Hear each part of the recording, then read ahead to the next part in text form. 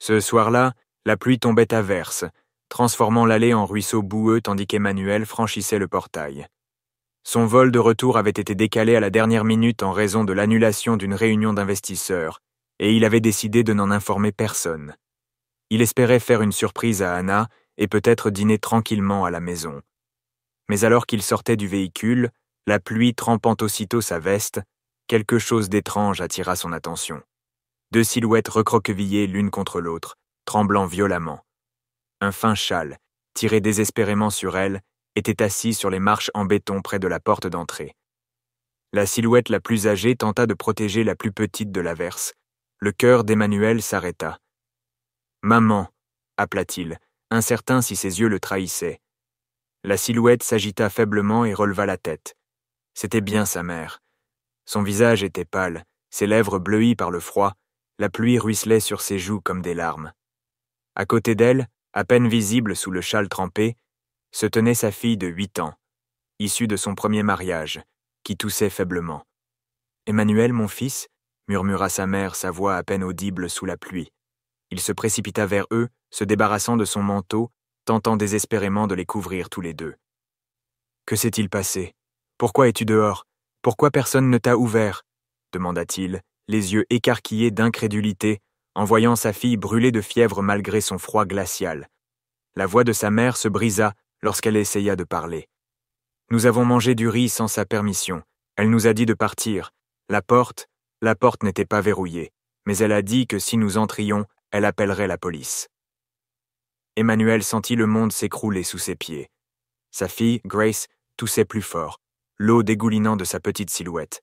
Elle pouvait à peine lever la tête. La vue de son petit corps tremblant de froid et de maladie fit trembler quelque chose en lui.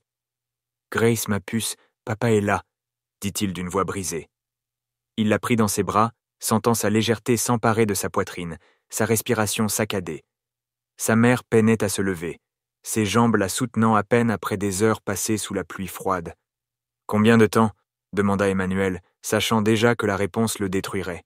« Depuis combien de temps es-tu ici ?»« Depuis midi, » parvint à dire sa mère. « 6 heures, mon fils, 6 heures. » La pluie sembla tomber plus fort à ces mots. 6 heures. Son enfant malade, une mère âgée, était restée assise sous une pluie torrentielle pendant 6 heures. Grace avait besoin de ses médicaments toutes les 4 heures. Elle avait oublié une dose, peut-être 2. Ses petits doigts agrippaient faiblement sa chemise, et il sentait la chaleur de sa fièvre à travers ses vêtements trempés. Soutenant sa mère d'un bras tout en portant Grace, Emmanuel poussa la porte. La chaleur de la maison lui semblait une moquerie après ce qu'il venait d'observer. Là, sur le canapé en cuir, Anna était assise, les écouteurs dans les oreilles, à faire défiler les pages de son téléphone, complètement imperturbable. Elle leva les yeux lorsqu'ils entrèrent, l'eau s'accumulant sur le sol en marbre italien.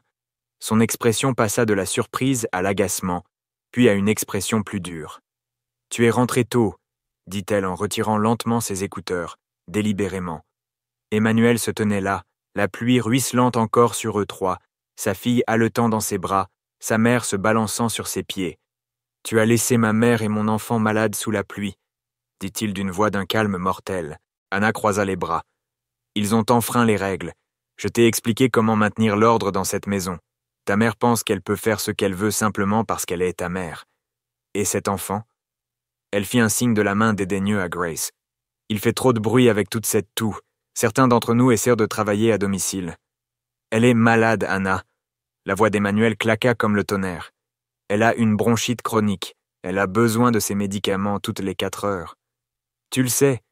Ce n'est pas mon enfant, ce n'est pas mon problème, » dit Anna avec un haussement d'épaules qui brouilla la vue d'Emmanuel de rage. Il baissa les yeux sur Grace, les yeux mi-clos, la respiration courte et laborieuse. Puis sur sa mère qui, malgré sa souffrance, tendait la main pour toucher le front de Grace avec inquiétude.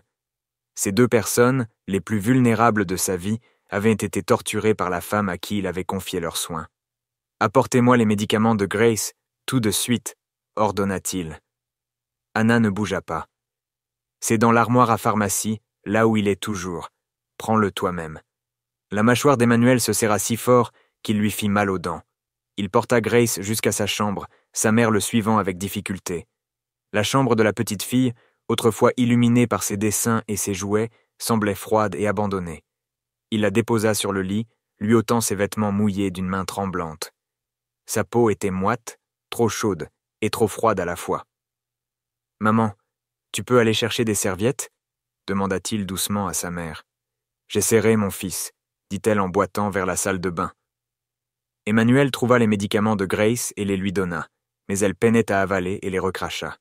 Ses mains tremblaient lorsqu'il essaya à nouveau. Cette fois, elle réussit à les retenir. Il l'enveloppa dans toutes les couvertures qu'il trouva, mais elle frissonna encore. « Papa » murmura Grace d'une voix si faible qu'il dut se pencher pour l'entendre. « Pourquoi ne nous aime-t-elle pas ?» La question brisa ce qui restait de sang-froid d'Emmanuel. Les larmes se mêlèrent à la pluie qui coulait encore sur son visage, tandis qu'il lissait les cheveux mouillés de sa fille. « Je ne sais pas, ma puce, mais je te promets que ça n'arrivera plus jamais. Jamais. » Sa mère revint avec des serviettes, se déplaçant lentement, péniblement. Emmanuel vit ses mains trembler, ses lèvres encore bleutées. Il se leva et lui prit délicatement les serviettes. « Maman, assieds-toi. S'il te plaît, laisse-moi prendre soin de vous deux. » Tandis qu'il aidait sa mère à retirer ses vêtements trempés et à enfiler des vêtements secs, elle prononça enfin les mots qui le hantraient à jamais. Ce n'était pas la première fois, Emmanuel. Il se figea, les mains toujours sur la couverture qu'il enroulait autour de ses épaules. « Quoi ? Elle a déjà fait ça, elle nous a enfermés dehors, pas toujours aussi longtemps, mais... » Sa mère détourna le regard, la honte obscurcissant son visage. « Je ne voulais pas t'inquiéter. Tu as travaillé si dur. Tu semblais heureux avec elle, et les médicaments de Grace. » Sa voix était à peine un murmure. Parfois, Anna disait que Grace dramatisait, qu'elle n'en avait pas vraiment besoin à temps, qu'elle essayait juste d'attirer l'attention. Les larmes de sa mère coulaient à flots. J'ai essayé de le lui donner en cachette quand Anna ne regardait pas, mais... Emmanuel s'agenouilla près de la chaise de sa mère. Le poids de son échec en tant que fils et père s'abattit sur lui. Pendant qu'il voyageait pour affaires, concluait des affaires et développait son entreprise, ces deux êtres les plus précieux souffraient chez lui. Il les laissait juste le temps de préparer du thé chaud pour sa mère et de la soupe chaude pour Grace. À son retour, il les trouva blottis l'un contre l'autre sur le petit lit de Grace, sa mère fredonnant une vieille berceuse malgré son épuisement. Les voir, toujours aussi attentionnés l'un pour l'autre après tant de cruauté, brisa et reconstruisit son cœur au même instant. Anna apparut dans l'embrasure de la porte, le visage figé par des traits familiers de dédain. « Alors tu vas les materner toute la nuit ? J'imagine que tu vas aussi annuler tes réunions du matin ?» Emmanuel se leva lentement, posément. Lorsqu'il parla, sa voix était si ferme qu'Anna recula. « Sors de cette pièce, tout de suite. »« Excuse-moi, c'est aussi ma maison. »« Non, » la coupa Emmanuel. « Cette maison a cessé d'être la tienne dès l'instant où vous avez mis en danger la vie de mon enfant, dès l'instant où vous avez torturé ma mère. Sortez d'ici avant que j'oublie qu'on m'a appris à ne jamais lever la main sur qui que ce soit. » La bouche d'Anna s'ouvrit et se referma comme un poisson. Elle n'avait jamais vu ce côté de lui. L'homme d'affaires prospère qui négociait des contrats de plusieurs millions de dollars avec le sourire avait disparu. À sa place se tenaient un père et son fils dont la famille avait été menacée. « Tu dramatises, » répéta Anna. « Ils vont bien. Ils te manipulent avec de fausses larmes et ils sont restés sous la pluie pendant 6 heures, » rugit Emmanuel, provoquant un gémissement de grâce et une main apaisante de sa mère sur son bras. Il baissa la voix, mais garda son ton mordant. « Ma fille a de la fièvre, ma mère peut à peine marcher, et toi tu étais assise ici au chaud et au sec, à consulter ton téléphone pendant qu'il souffrait dehors. Il n'y a aucune manipulation ici, sauf la tienne. »« Je suis ta femme, » dit Anna d'une voix désespérée. « Tu es censé me soutenir, moi, pas eux. Je t'ai dit dès le début que je n'étais pas à l'aise avec toutes ces complications de ton passé. »« Des complications ?» Emmanuel rit, mais sans humour. « Ma mère, qui a vendu ses bijoux de mariage pour payer mes études, est une complication. Ma fille qui t'appelle tante et qui a tant fait pour que tu l'aimes est une vraie complication. »« Tu les fais toujours passer en premier, » hurla Anna. « C'est toujours à cause de ta précieuse mère et de cet enfant qui n'est même pas le mien. Et moi ? Et ce dont j'ai besoin ? » « Ce dont tu as besoin, » dit Emmanuel doucement, « c'est de comprendre que l'amour se multiplie. Il ne se divise pas. Mon cœur avait de la place pour chacun. C'est toi qui as fait de cette compétition un jeu. » il lui tourna le dos, se concentrant sur Grace qui s'était remise à tousser. Le bruit humide et rauque lui serrait la poitrine de peur. Sa mère frottait le dos de Grace, murmurant des mots apaisants malgré sa propre fatigue. « Ce mariage est terminé, » dit Emmanuel sans se retourner. « J'appellerai mon avocat demain matin. Tu as jusqu'à demain soir pour faire tes valises et partir. »« Tu n'es pas sérieuse !» La voix d'Anna oscillait entre incrédulité et fureur. « Tu l'es choisie plutôt que moi? Ta propre femme ?» Emmanuel la regarda enfin, la regarda vraiment. Quand la femme qu'il avait épousée était-elle devenue cette étrangère cruelle? Je choisis l'humanité plutôt que la cruauté. Je choisis ceux qui aiment sans condition plutôt que ceux qui utilisent l'amour comme une arme. Oui, Anna, je l'ai choisi, je les choisirai toujours. Anna resta un moment sur le pas de la porte, son visage oscillant entre émotion, rage, incrédulité et finalement une froide acceptation. Tu vas le regretter, Emmanuel. Quand on est seul avec ses fardeaux, on regrette de ne pas avoir choisi autrement. La seule chose que je regrette, dit Emmanuel en se tournant vers sa famille, c'est de ne pas avoir compris qui vous étiez vraiment plus tôt. La nuit fut longue et difficile. La fièvre de Grace monta 2 fois, et chaque fois Emmanuel se retrouva à marchander avec Dieu, promettant n'importe quoi si sa petite fille allait bien. Sa mère, malgré sa propre épreuve, insista pour l'aider. Ils se relayèrent pour placer des linges frais sur le front de Grace, s'assurant qu'elle prenait ses médicaments et étant simplement présent lorsqu'elle se réveilla, confuse et effrayée. Vers 3 heures du matin, la fièvre de Grace tomba enfin. Elle ouvrit les yeux, plus clairs maintenant, et vit son père et sa grand-mère veiller sur elle. « Papa? Grand-mère » murmura-t-elle. « On est là, ma puce, » dit Emmanuel en lui prenant la main. « On ne va nulle part. »« Tante Anna est toujours en colère » demanda Grace, et même après tout ça, Emmanuel percevait de l'inquiétude pour Anna dans la voix de sa fille. Voilà qui était sa fille, gentille même envers ceux qui la blessaient. « Ne t'inquiète pas pour tante Anna, » dit-il doucement. « Repose-toi. » Sa mère recommença à fredonner la même berceuse qu'elle chantait à Emmanuel quand il était malade. Les yeux de Grace se fermèrent brusquement, mais cette fois, sa respiration était plus facile, plus paisible. Emmanuel croisa le regard de sa mère par-dessus la silhouette endormie de Grace. « Je suis désolé, maman, » murmura-t-il. « Je suis vraiment désolé. »« Chut !» dit sa mère en lui touchant le visage. « Tu ne le savais pas. Elle prenait soin de le cacher quand tu étais là. Mais j'aurais dû voir. J'aurais dû vous protéger tous les deux. »« Tu nous protèges maintenant, » dit simplement sa mère. « C'est l'essentiel. » Le matin arriva, gris et calme, à l'image de l'humeur d'Emmanuel. Il laissa sa mère et Grace dormir et alla préparer le petit déjeuner. Anna était déjà dans la cuisine, impeccablement habillée comme toujours, sirotant son café comme si la veille n'avait pas eu lieu. « Je suppose que tu as repris tes esprits, » dit-elle sans lever les yeux de son téléphone. Emmanuel l'ignora, se concentrant sur la préparation du porridge pour Grace et du thé pour sa mère. Son silence sembla irriter Anna plus que n'importe quelle parole. « Tu vas vraiment gâcher 3 ans de mariage pour eux ?» insista-t-elle. Emmanuel répondit enfin d'une voix calme mais ferme. « Je mets fin à un mariage fondé sur la tromperie. Tu as prétendu te soucier de ma famille pour me convaincre de t'épouser. Mais le masque est tombé, Anna. J'ai vu qui tu es vraiment. »« Je suis la femme qui t'a soutenue, » dit Anna en claquant sa tasse. « Je suis celle qui a assisté à tous ces dîners d'affaires ennuyeux, qui a souri à tes clients, qui t'a mise en valeur.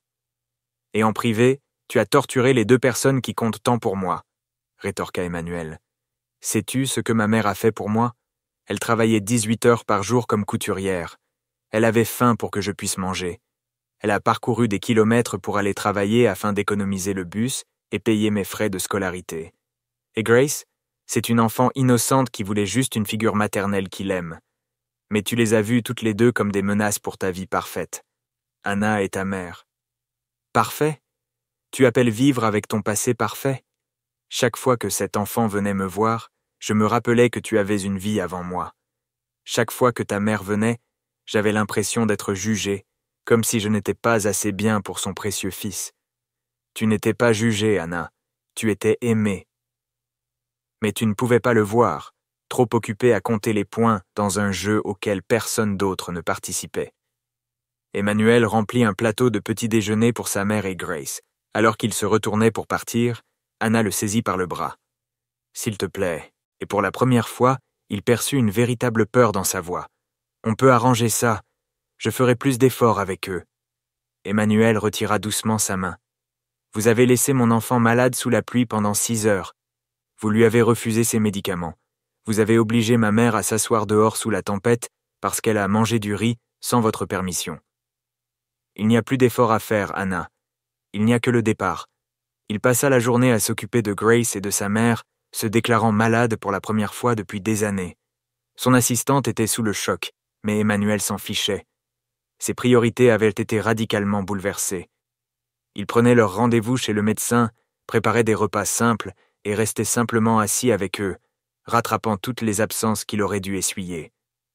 Grace, résiliente comme un enfant, s'est remise plus vite que prévu. L'après-midi, elle était assise dans son lit, coloriant son cahier pendant que sa grand-mère lui racontait des histoires. Les voir ensemble, son passé et son avenir unis par l'amour, rendit la décision d'Emmanuel encore plus claire. Son avocat passa le soir même avec les papiers du divorce. Anna avait passé la journée à alterner entre fureur et supplication, mais Emmanuel restait impassible. En rangeant ses affaires, elle fit une dernière tentative. « Tu sais quel est ton problème, Emmanuel ?» demanda-t-elle depuis la porte de ce qui était autrefois leur chambre. « Tu es trop tendre, c'est pour ça que ta première femme t'a quitté, et c'est pour ça que tu finiras seul. » Emmanuel leva les yeux de là où il aidait Grace à colorier. « Ma première femme est morte dans un accident de voiture, Anna, tu le sais.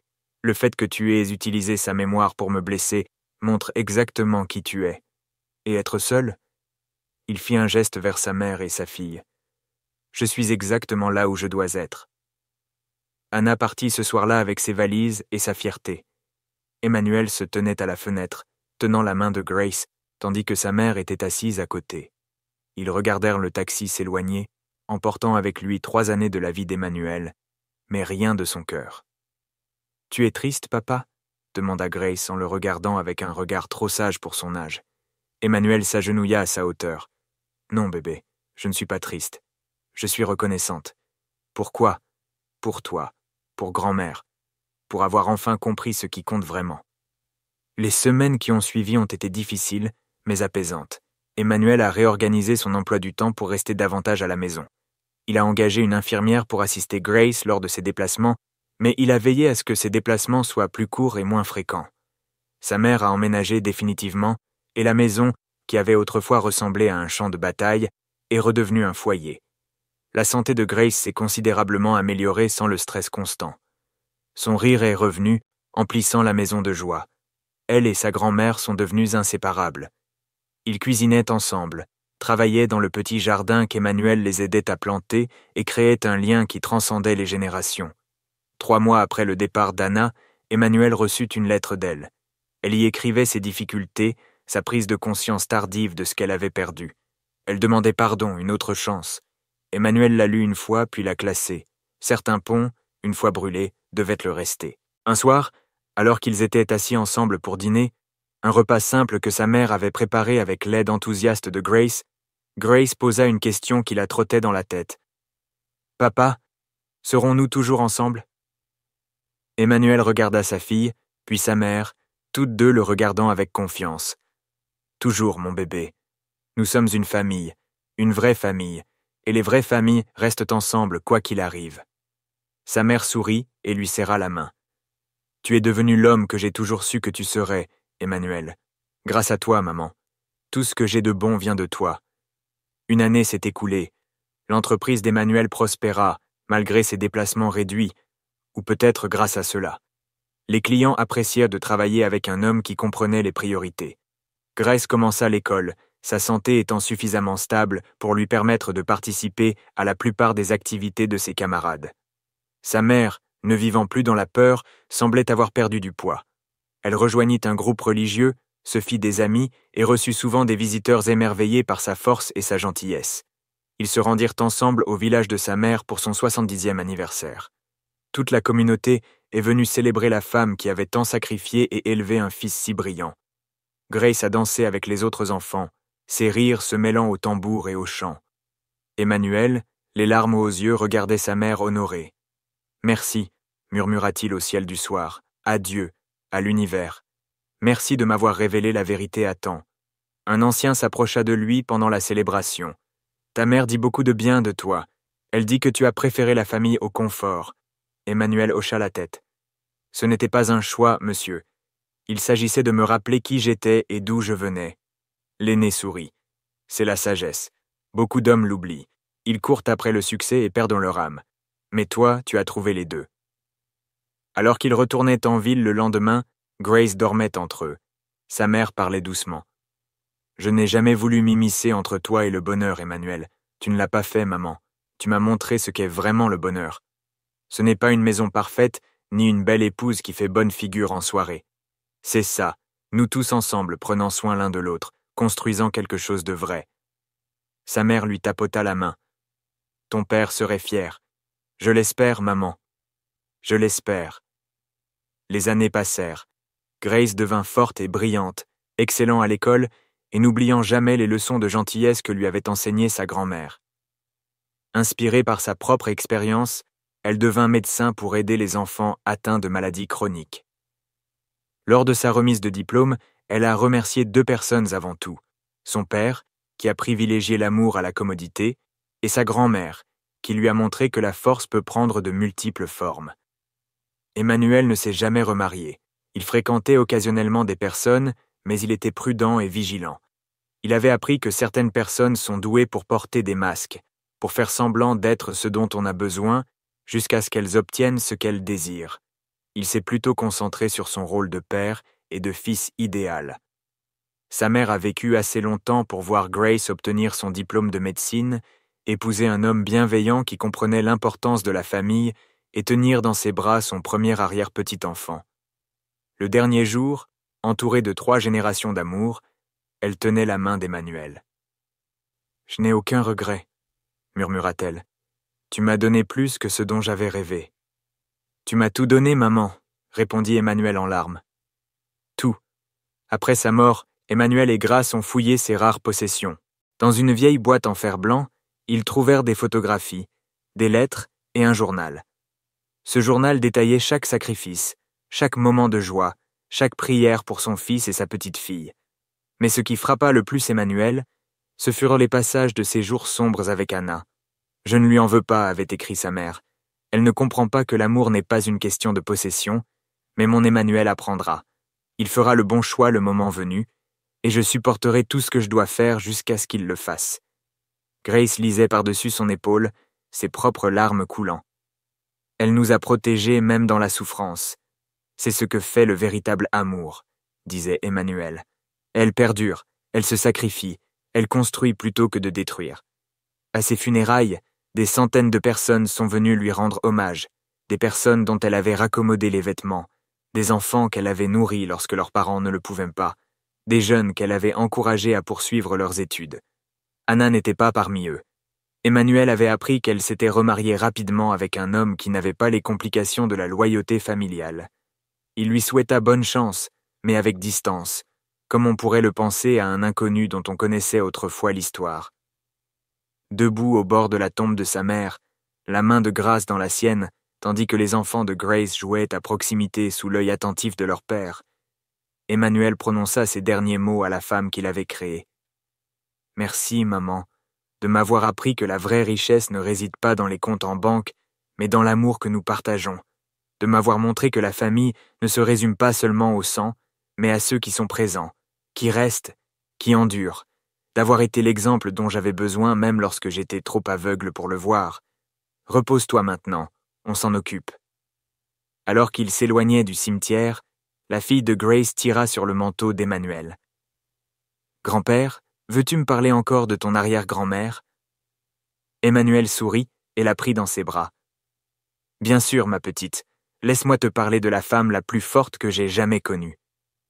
Elle m'a appris que l'amour n'est pas une question de contrôle ou de condition. Il s'agit de se choisir l'un l'autre, encore et encore, surtout dans les moments difficiles. Est-ce pour ça que tu l'as choisie, elle et sa maman, plutôt que cette méchante dame ? Les enfants, dans leur innocence, voient toujours la vérité clairement. Oui, ma chérie, c'est exactement pour ça, et je ne l'ai jamais regretté, pas un seul jour. Alors qu'ils rentraient chez eux, 3 générations dans la voiture, comme des années auparavant, Emmanuel repensait au voyage. De cette terrible nuit sous la pluie à ce moment de paix et d'épanouissement, chaque pas en valait la peine. Sa mère avait raison. L'amour se multiplie lorsqu'il est donné librement. Son cœur, loin d'être divisé, n'avait fait que grandir. À leur arrivée, la maison était chaleureuse, remplie des voix de la famille. Le mari de Grace préparait le dîner, un parfum d'épices embaumant l'air.